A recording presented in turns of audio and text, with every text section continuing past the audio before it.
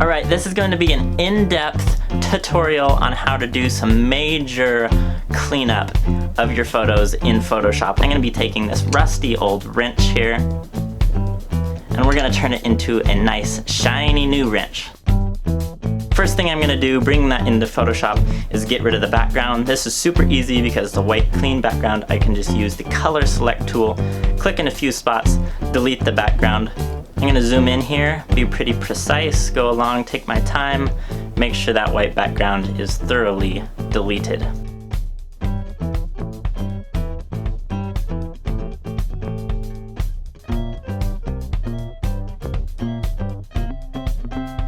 Now we're going to need some nice clean metal to work with as a template. Luckily we have a bit of clean metal showing through the rust over here. I'm going to zoom in on that and use the spot healing brush to start erasing some of the rust that is in that area. Now don't worry, we're not going to continue this process across the entire wrench, but we just need a small patch here that is clean. Once we get that cleaned up a bit, I'm just going to make a selection, Control J to copy that, move it to the side, and save it for later. The next step is going to be to start dividing the picture up into its different pieces. So anywhere there's a bevel, anywhere there's a different layer in the picture, we need to separate those all out into different individual layers.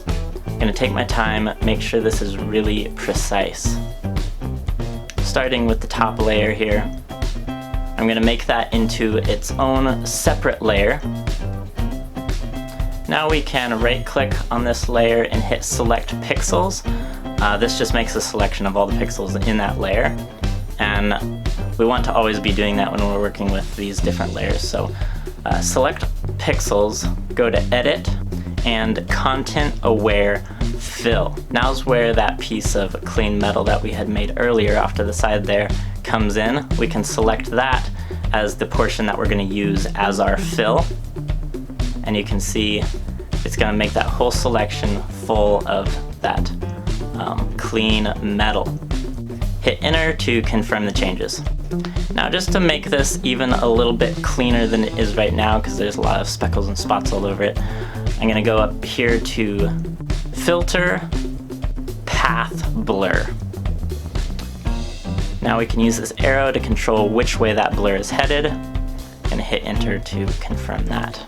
Now you're probably thinking this looks very flat, two-dimensional, and fake. Yes, you're right. Don't worry, it will get better. The more layers we make, the more it will start looking realistic. We're just going to repeat this process over and over again. I'm going to zoom in, make a circle around here, make that its own layer. For this one, instead of using content aware fill, I'm just going to select that piece of metal that we already have right behind it and Control J to make it its own layer. Now, because this is a circle, I'm going to go in and add a radial blur to this to help it look round.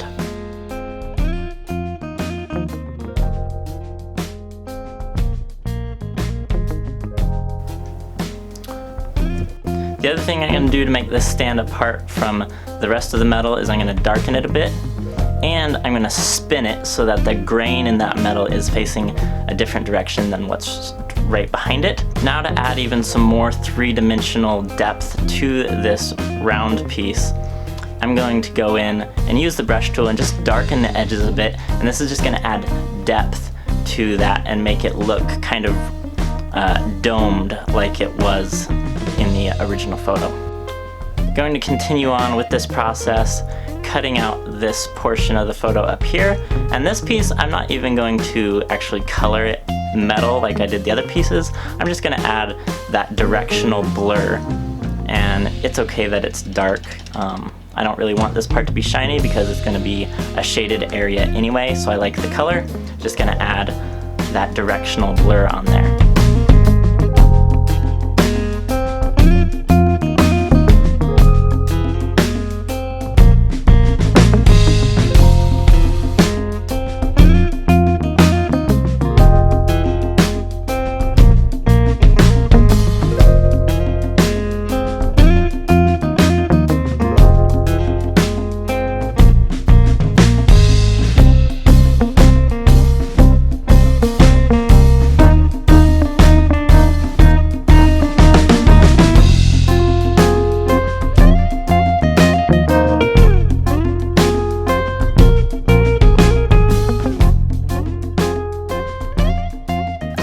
this little piece is supposed to be elevated above the rest of the metal. Now to really sell this effect, what we're gonna need to do is create another layer along the edge here where it's supposed to have a rise in the metal. And I'm going to use that directional blur again to change the direction of the grain. And I'm going to use the brush tool to add shading to this in a way that is going to help it look three-dimensional. Going to do that same process down here to add a little bevel in the metal there.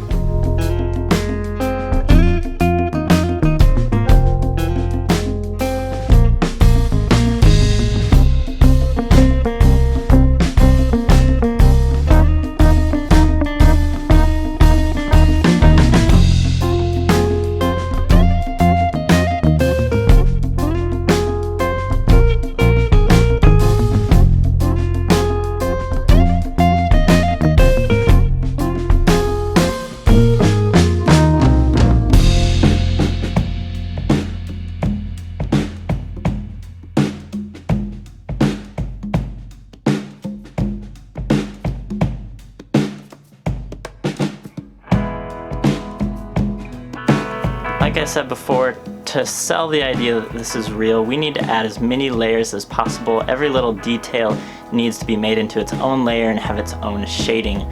So I'm doing the meticulous job of picking out even all of these little bevels along the edge here. This just really sells the idea that it's real.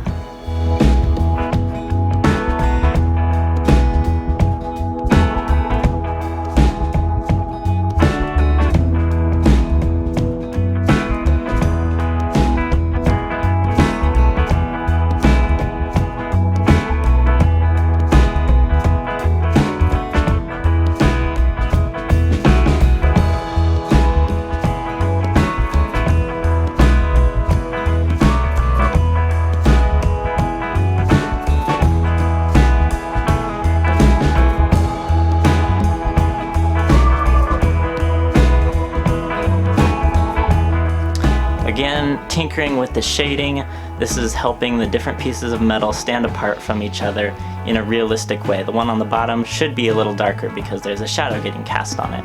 So just thinking through how it should look and adjusting the brightnesses of all these different layers. Alright, so there it is, it's done. Here you can see the before and the after.